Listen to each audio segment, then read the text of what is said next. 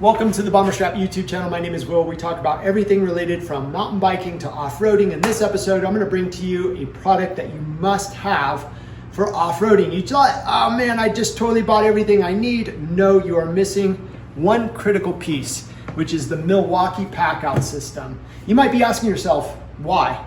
Well, this solves the problem of putting gear in your truck and not having it fly around the tailgate, or if your dog's in the tailgate and you have some heavy equipment stored and it goes sliding forward or back or whatever. You know, hey, look, that's a dangerous situation for your pet, but it's also something that will annoy the shit out of you if you're off-roading and you have your gear bouncing around everywhere. So how does this solve the problem of not having your gear slide around? Because it looks like a simple box. Well, it is, but this is part of the Milwaukee Packout System. What that means is that it comes with a platform that allows boxes to be basically interchanged and or locked into position so that it doesn't move around or bounce around. It's a pretty slick system. You can see this has the release mechanism here. I'm gonna talk about what it takes to set this up in your truck so you could do it too. We'll go through the basic install and then we'll talk about what goes into selecting the ideal location in your tailgate. So stay tuned. This is gonna be an episode you don't wanna miss. So taking a look underneath, we have the driver's side of the bed, and we could see the corrugations here, some electrical equipment that we want to stay away from, cross member, and there's actually a lot of room here for me to work in a wrench or a socket wrench to get the system tightened down, as opposed to the passenger side. So when we come over here, we got a lot more of the frame that we're contending with. I could still get my hand and access these areas, but I also have some obstructions that's going to make, unfortunately, the passenger side not the place to do the install. So we're going to work on the driver's side instead, and that seems to be a logical choice. Let's take a look back under there again and just compare why. Okay, so yeah, big difference here. A ton of working room, and I can easily measure off where I want the location. So let's go ahead and do that. So while I'm still down here, what I'm going to do is triangulate my location. You could see here that here's the wheel well. So this is the edge, right, that I'm going to look at from the top of my bed to make sure that I'm within the region that I want to be. Because I know this location and there's nothing sensitive electrical wise over here, I'm going to use that as a site, and then you could see that there's nothing also down here. So I know I'm good from the wheel well down, and about roughly 24 inches this direction, I'm also looking okay. There is some electrical equipment here I want to stay away from. That's relative to the end of the bed. So I want this to be set up so that the holes do not contact the wiring here or here. So here are some important notes for your pre-install checklist. One, we want to measure off from known locations. So the edge of the wheel well, 4 inches, we're still playing in the friend zone. 18 inches, we're friendly there, no wiring or hardware that could interfere. So I like that location. I don't want to push it too far to the edge. That's just my preference. Maybe I could push it a little bit closer to the edge, but again, I want to stay within that 4-inch range from the edge of the wheel well, because that is a point of contention. Another thing to add to the checklist, make sure that the release mechanism is facing the direction that you want to pull the boxes out from, okay? Let's see. Secondly, test the box, or thirdly, I should say, test the boxes in their location. Make sure that's copacetic with what you're looking for. So basically, from a functional standpoint, you know, do you want to be able to dip your hand and release stuff with the tailgate up, or do you want it to be one of those things where, for security measures, you run this as close as possible to the edge of your tailgate, thereby making it difficult for people to get their hands to the release mechanism.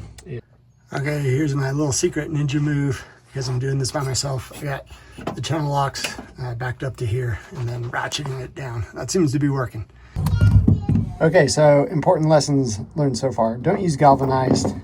This sheared off on me. Not good. So I switched to stainless steel, and I actually chose 2 inches. 2-inch bolt is ideal. This 1 3/4 comes up just a little short, so you can't get the washer and the nut exposed enough to secure that on there. So by process of elimination, the 2-inch stainless steel is the way to go. Okay, here's a final look at the install. Asymmetric attachments, distributed the load evenly, ditched the washers here, used in place whatever fortification they had. That was a better lockdown mechanism. Hey, look, this is kind of like a natural gusset for your truck to keep your bed strong. So I don't believe in abundance of holes in this spot. So I left a few of them open. As you can see, it's down pat. Let's take a look and see how this looks and comes together. Okay, so basically they fit here, push back, boom, locked in place. That's tough as nails. That's what I was looking for. Fucking legit. This is cool. You know, it's neat because it's not part of the whole outdoor off-roading scene. This is just one of those things that has crossover and utility into the off-roading world. Leave a comment in my videos if you have suggestions of the type of gear I should carry for my winch. I'm looking for soft shackles, bow shackles, and a tree protector. So if you have suggestions, hit me up. If you have brands that you like that have worked well for you, that's what I'm looking at doing for filling up one of these. The second one is going to be for a number of different things, probably batteries, emergency blankets, all sorts of different stuff that I could live a day or two out of in this box, maybe even a week.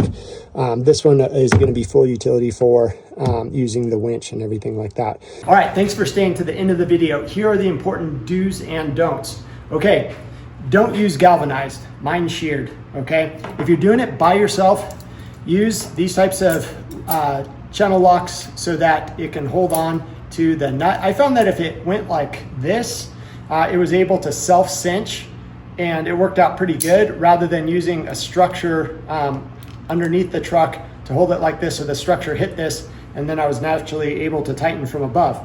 Okay, so if you're doing it by yourself, you grab one of these or grab a friend. To tighten down from the top to make it fast, I attached this to my drill, and it was able to go on top and tighten down incredibly fast. I recommend it. I used a 7/16, wasn't Milwaukee. They ran out because they're so popular. I used the DeWalt, that worked good. 7/16 on a 1/4-inch bolt. That drove it down. This locked the nut in place. Worked pretty well. Okay, the other important thing to do is to make sure that you ream your holes out with your drill. So once you have your holes, you have 2 holes in, drop your bolts to kind of hold it steady, then finish the rest of your holes, but ream them out. Here's why.